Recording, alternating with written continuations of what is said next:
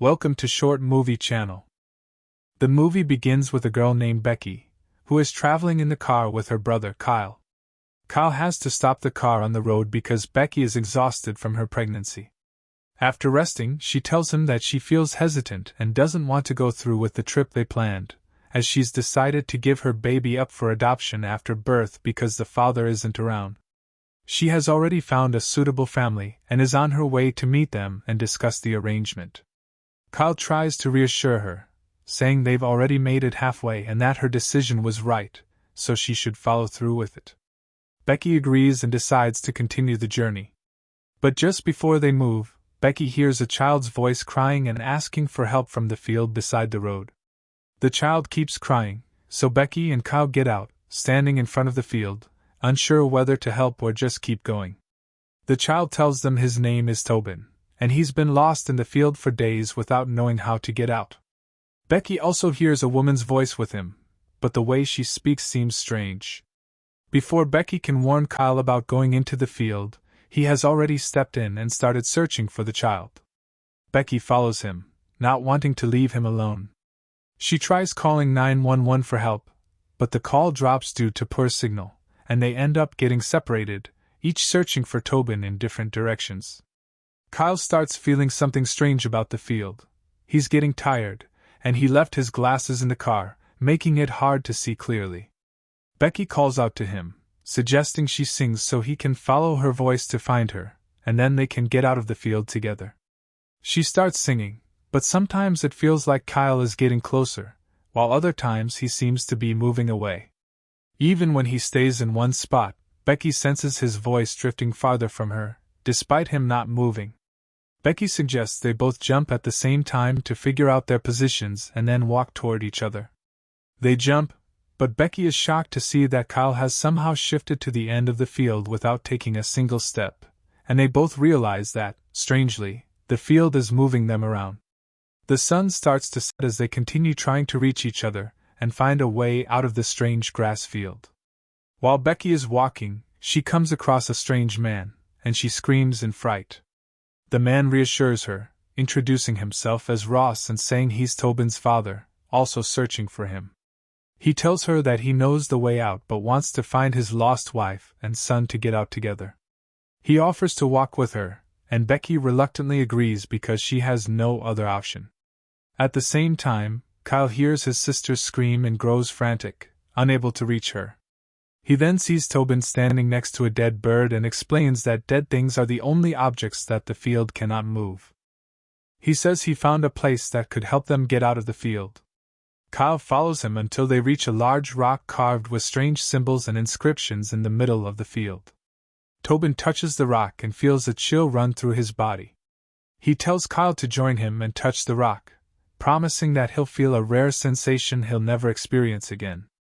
Kyle heads toward the rock to touch it, but at the last moment, he hears Becky scream again, so he runs off to look for her.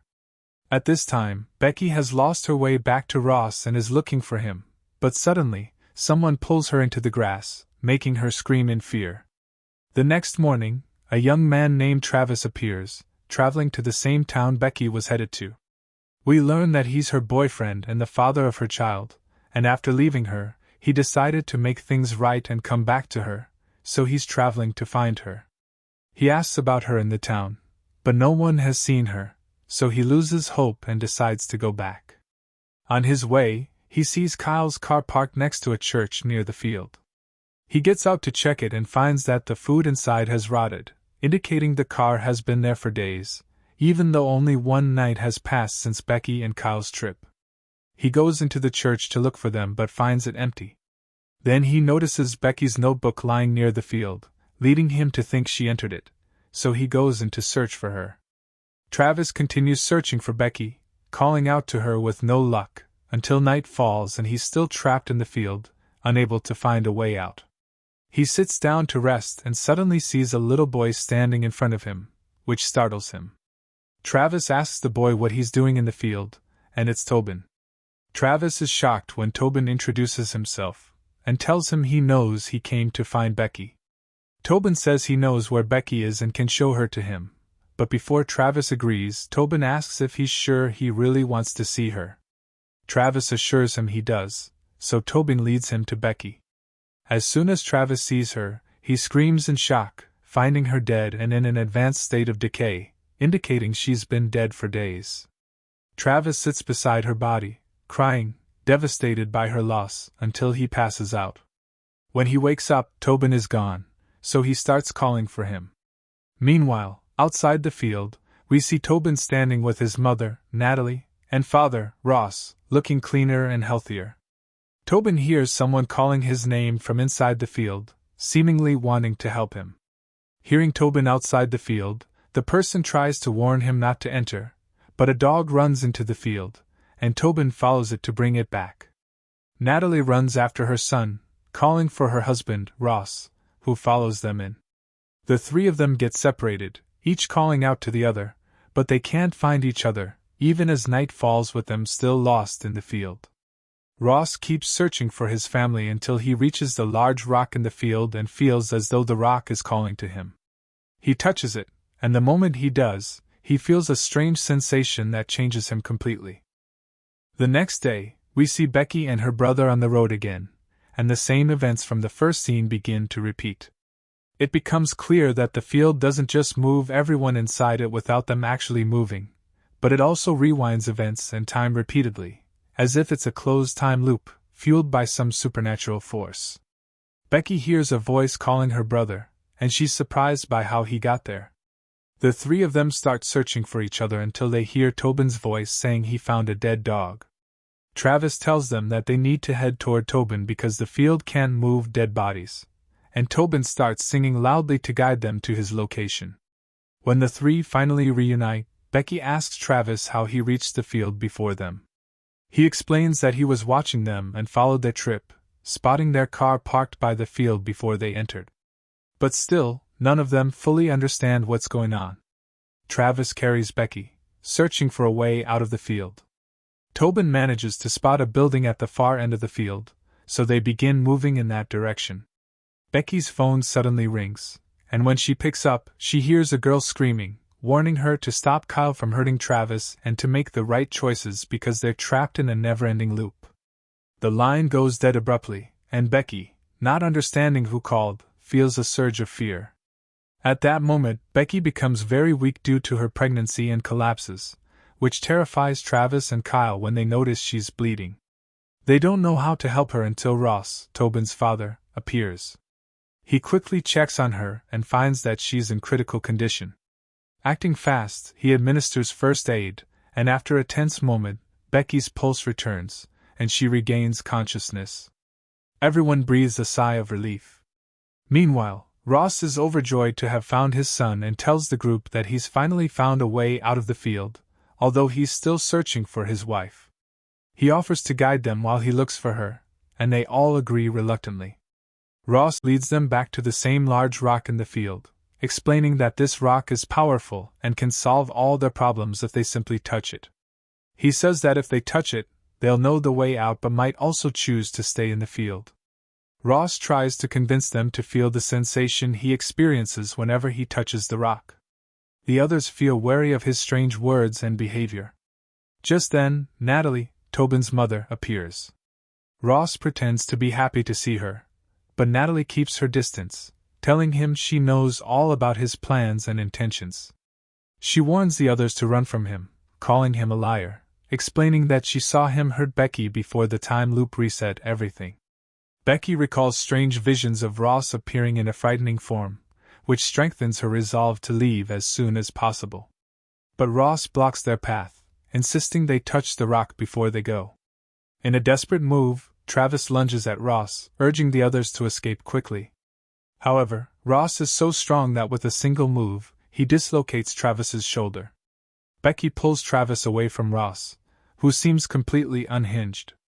Then, Ross shockingly grabs his wife, Natalie, and kills her without mercy in front of everyone, even in front of his son. This horrifying scene prompts them to flee from Ross as fast as they can. Tobin sees his previously dead dog, but this time the dog is alive and moving. He runs after the dog, with the others following him, and the dog manages to lead them out of the field. They run to the first building they see and lock themselves inside. Kyle snaps at Travis, telling him that if he hadn't abandoned Becky in the first place, they wouldn't be trapped in this terrifying field. Travis angrily fires back, accusing Kyle of always trying to look like the perfect, caring brother. All of them realize that they're now trapped in this bizarre field with no understanding of what's happening to them. The two started to fight each other, but Becky stopped them and defended Travis. Suddenly, while they were talking, Ross burst into the room, so they quickly ran up to the roof and locked the door behind them. Then, Cal went with Travis to inspect the area, discovering that the church next to them had their cars parked on the other side, and to reach it, they would have to enter the field again. Meanwhile, Cal noticed Tobin's dog disappearing in front of him, only to reappear in a completely different and faraway place. He realized that there were pits that transported things and people from one place to another, and they had to use them to escape the field. Suddenly, Travis lost his balance and was about to fall, but Cal caught him just in time. He looked at him, deep in thought, until he finally made his decision, let go of his hand, and fell from the building to get rid of him. At that moment, Ross had reached them on the roof, so Cal grabbed his sister, and they quickly fled. Becky noticed Travis was missing and asked about him, but Cal didn't respond. Realizing he was her brother, she left Cal and entered the field alone, determined not to walk with him again, even if it meant dying alone in the field. Cal followed her, calling her name and searching for her, but suddenly Ross appeared and attacked him until he immobilized him. Not only that, but he also decided to kill him, and indeed, he choked Cal until he completely finished him off. After finishing off Cal, he searched for Becky to eliminate her too, and in the end, he managed to do so. However, Ross decided to assault Becky before killing her. At that moment, Becky found a pair of scissors lying on the ground, quickly grabbed them, and stabbed them into Ross's eye before escaping. She had no idea which way was the right way to flee, but she ran to get away from Ross any way she could. As she was running, Becky witnessed one of the most terrifying sights of her life when she saw a crowd of people trying to attack her, their faces covered in grass. They continued to lift her and walked her to the same rock. Becky understood that everything happening to them was a loop, repeating itself, and that everything they had experienced would happen again. Therefore, she called her own number, telling herself that she couldn't allow Cal to harm Travis and that they had to act correctly this time. Becky felt a sharp pain in her stomach, as if she were about to give birth, and the ground beneath her began to crack. She saw many people under the rock trying to reach her, so she pulled away from the pit, terrified, and fainted. When she regained consciousness, she imagined that Cal was giving her water and feeding her herbs while taking care of her. Meanwhile, Travis was recovering from the incident caused by the dog and quickly entered the field to search for Becky until he found her and reassured himself that she was alive. When he checked the baby's pulse, he found it was dead and told Ross that he was the one who killed the baby and was now watching them. Travis shouted and called out to Ross, daring him to show himself and not be a coward. Ross indeed appeared, and Travis tried to hit him, but Ross was stronger, even though he could now only see with one eye. Ross grabbed a broken bone and stabbed Travis with it, causing Travis's resistance to vanish completely. Then, he picked up Tobin, his son, and brought him closer to the rock, wanting him to touch it against his will. But at that moment, Becky regained her senses and stabbed Ross's other eye with her chain. Ross then struck her with a powerful blow that knocked her to the ground, unconscious. Travis fought through the pain he felt and took advantage of Ross being blind, repeatedly smashing his head against the rock. Finally, he choked Ross with the grass until he finally killed him. He ran to check on Becky, but, unfortunately, Travis breaks down, feeling like there's nothing left to live for after his girlfriend and son have died. He goes to touch the rock, and Tobin tries to stop him, but he can't. The moment Travis touches the rock, he feels a strange sensation as if the grass is entering his body, and he starts breathing like a human. Travis sees all the entrances and understands the maze of the field, but he knows that once he touches the rock, it's impossible to escape from the place. So, he pulls Tobin to the end of the field and tells him he has to prevent Becky and Cal from entering the field under any circumstances. He hands him Becky's chain, places it at the beginning of the path, and leaves him.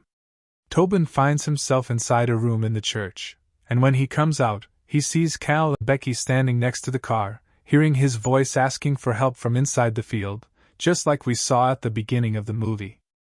He runs to them quickly, stopping them from entering, and tells them they need to leave the place immediately because if they go in, they'll never come out again. He tells her that Travis sent him and gives her the chain. Becky is shocked when she realizes it's the same chain she's currently wearing. Something strange was happening in the place, so she called out to Cal at the last moment before he entered the field, telling him they had to leave immediately. They took Tobin with them, but at that moment Becky repeated her wish to return home and forget about the adoption, wanting to raise her child herself. In the field, he stood by and listened, reassured that they had left and not entered the field, finally breaking the rule, ensuring that the events would not repeat themselves again. Travis died in the field after sacrificing his life so that his beloved and child could live. If you enjoyed the movie, don't forget to like and subscribe to the channel.